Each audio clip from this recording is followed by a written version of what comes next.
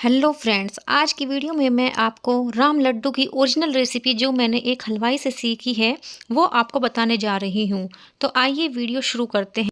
इसे बनाने के लिए मैंने यहाँ पर आधा कप दाल ली है। इतनी दाल से 3 से 4 लोगों के लिए राम लड्डू अच्छे से बन जाते हैं। दाल को मैंने 2 घंटे के लिए सोक कर दिया था। 1 घंटे में भी ये दाल अच्छे से भीग जाती है। लेकिन अगर आप ये रेसिपी सर्दी में बना रहे हैं तो हो सकता है दाल को भीगने में थोड़ा सा टाइम लग जाए। दाल भीगने के बाद थोड़ी सी सॉफ्ट हो जानी चाहिए। अगर आप उसे दो फिंगर के बीच में रख करके तोड़ते हैं तो वो टूट जानी चाहिए। इसका मतलब हमारी दाल अच्छे से सोक हो गई है। अब हम इसे अच्छे से वॉश करके मिक्सी जार में ले लेंगे। अब एक हरी मिर्च लेकर के उसे 2 हिस्सों में तोड़ करके मिक्सी जार में डाल देंगे। अगर आप अदरक खाते हैं तो अदरक भी डाल सकते हैं। अब इसमें कम से कम पानी, जितना इसे पीसने के लिए ज़रूरी हो उतना ही डालें। बहुत ज़्यादा पानी हमें ऐड नहीं करना है और इसको ग्राइंड कर लेंगे। दाल में हमारी बिल्कुल भी दाना नहीं रहना चाहिए। उसके बाद मैंने इसको एक बाउल में निकाल लिया है। अब हम करते हैं राम लड्डू के लिए चटनी की तैयारी। इसके लिए मैंने लिया है थोड़ा सा धनिया और 1 मूली के पत्ते। मूली के जो पत्ते पीले पड़ गए हैं या ख़राब हो गए हैं उनको हटा देंगे और इसमें जो मोटे-मोटे स्टेम्स हैं उनको भी हटा देंगे, क्योंकि जो स्टेम्स हैं वो चटनी में रेशा बनाएँगे, उससे उसका टेस्ट अच्छा नहीं आता है। मूली के पत्तों की और धनिया की क्वांटिटी आप अपने हिसाब से कम या ज़्यादा डाल सकते हैं, लेकिन इस चटनी को आप दोनों को मिक्स करके ही बनाएँ। इसी के साथ मैंने 1 से 2 हरी मिर्च भी ले ली है, क्योंकि ये थोड़ी-सी तीखी बनती है। आप अपने हिसाब से स्पाइस बढ़ा सकते हैं। इसको मैं मिक्सी जार में अच्छे से वॉश करके ले लूँगी। राम लड्डू के लिए जिस समय मैंने दाल भिगोई थी उसी समय मैंने नॉर्मल टेम्परेचर वाले पानी में बिना कटारे वाली नींबू के साइज जितनी इमली पानी में भिगोकर छोड़ दी थी। और जब वो अच्छे से फूल गई मैंने उसे अच्छे से पानी में मसल करके एक जूस वाली छलनी से छान करके इस तरह से पल्प निकाल लिया है। अब मैं इसे इमली के पल्प से ही ग्राइंड करूँगी और इसमें डालूँगी नमक और थोड़ा सा जीरा। अगर आप चाहें तो इसमें थोड़ा चाट मसाला और अगर कोई और स्पाइस जैसे गरम मसाला वगैरह डालना चाहते हैं तो डाल सकते हैं।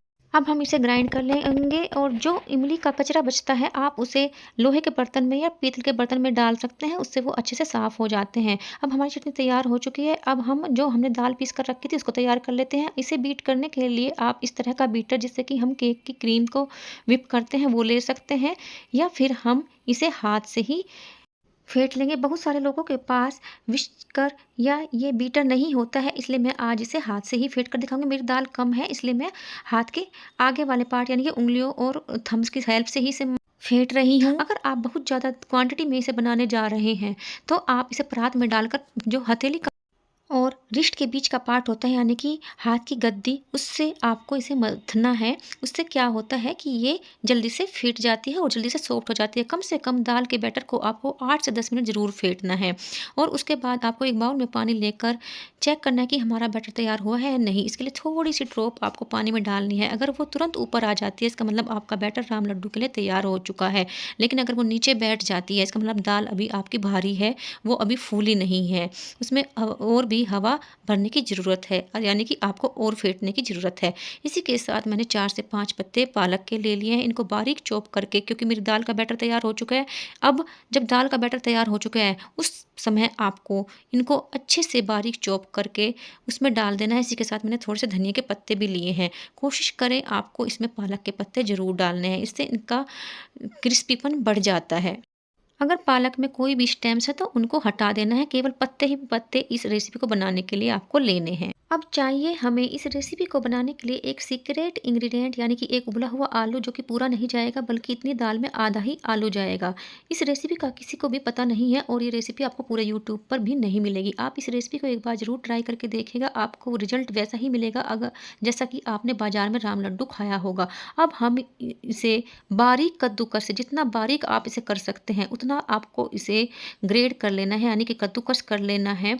अब इन सब को हम दाल के बैटर में अच्छे से मिक्स कर लेंगे और इन्हें मिक्स करने के बाद हम डालेंगे इसमें स्वादानुसार नमक, और नमक को भी अच्छे से मिक्स कर लेंगे। आप एक बार इस बैटर को टेस्ट कर लीजिएगा कि नमक कम या ज़्यादा तो नहीं है, और अपने हिसाब से इसे एडजस्ट कर लीजिएगा। इस तरह से करके हमारा दाल का बैटर राम लड्डू बनाने के लिए तैयार हो चुका है। अब कर लेते हैं बाकी की प्रिपरेशन। अब राम लड्डू है तो भाई मूली भी तो चाहिए। मूली के पत्ते की तो हमने चटनी बना ली, लेकिन मूली की का भी तो यूज करना पड़ेगा। इसके लिए मैंने आधी मूली ले ली है और आधी मूली को आपको मोटा ग्रेड करना है, यानी कि कद्दूकस में, जैसे मेरे कद्दूकस में 3 साइज है, उसमें जो सबसे मोटा है उस साइज का आपको इसको ग्रेड कर लेना है।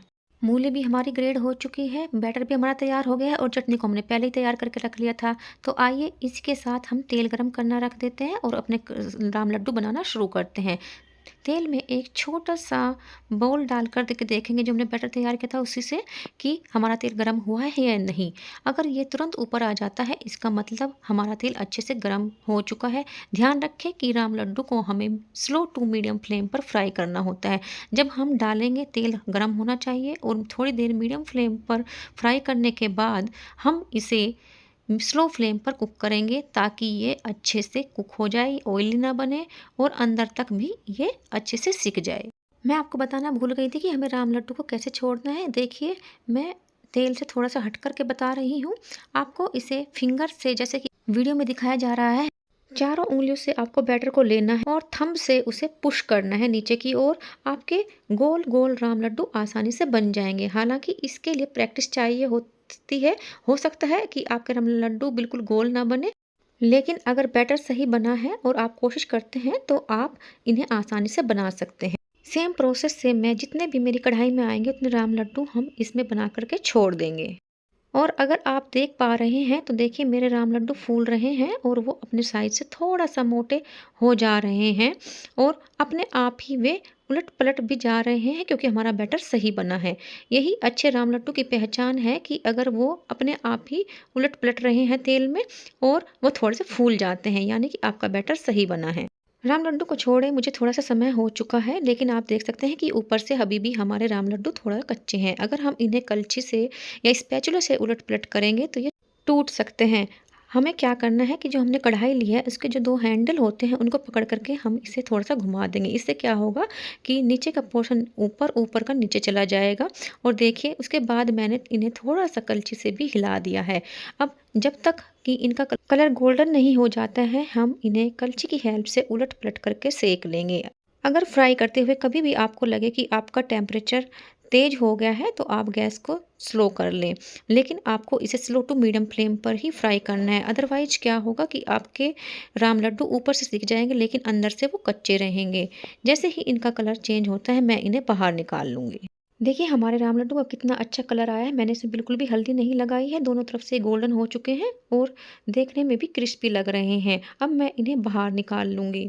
अब मैं आपको राम लड्डू तोड़ कर के दिखाती हूँ। देखिए मेरे राम लड्डू अंदर से भी सिक गए हैं और अंदर की जालियों को देखिए। अभी ये काफ़ी गर्म है। अब हम इन्हें गरमा-गरम सर्व कर लेंगे। इसके लिए आपको एक सर्विंग बाउल या प्लेट ले लेनी है जिसमें भी आपको इन्हें सर्व करना है और उसमें जितने राम लड्डू आपको सर्व करने हैं उतने रख लीजिए। अब हम ऊपर डालेंगे इसके थोड़ी-सी हरी चटनी, थोड़ी-सी मूली और जनरली बाज़ार में इसमें लाल चटनी नहीं डालते हैं, लेकिन हम घर पे बना रहे हैं, हम इसमें थोड़ी-सी लाल चटनी भी डालेंगे और आप चाहें तो इसमें ऊपर से थोड़ा-सा चाट मसाला भी स्प्रिंकल कर सकते हैं। लेकिन राम लड्डू का टेस्ट इसकी चटनी में होता है, इसलिए कोशिश करिए चटनी थोड़ी-सी खट्टी और स्पाइसी बनाइएगा, उससे इसका जो टेस्ट आएगा बहुत ही अच्छा आएगा। आप इस रेसिपी को ज़रूर ट्राई कीजिएगा और अगर आपने इसे मार्केट में खाया है, उसके बाद आप इसे घर पर बनाने जा रहे हैं, तो आप मुझे अपना फीडबैक कमेंट बॉक्स में लिखकर ज़रूर बताइएगा कि आपका रिज़ल्ट बिल्कुल मार्केट स्टाइल आया या नहीं। लास्ट में अगर आप जैन हैं या आलू नहीं खाते हैं, तो आप उबला हुआ आधा कच्चा केला भी इस रेसिपी में डाल सकते हैं। Thanks for watching, bye bye.